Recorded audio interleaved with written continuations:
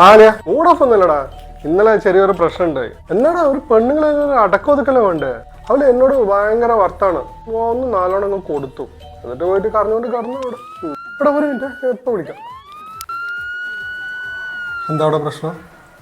അപ്പുറത്തെ പാർവതിന്റെ ഭർത്താവ് മരിച്ചു. മരിച്ചാ? എങ്ങനെ? ഇന്നലെ അവള് കൊന്നു. കൊന്ന? എന്തിന്? ഇന്നലെ രാത്രി അവര് തമ്മിൽ എന്തോ അടി ഉണ്ടായിരുന്നു, അതുകൊണ്ട് കൊന്നു.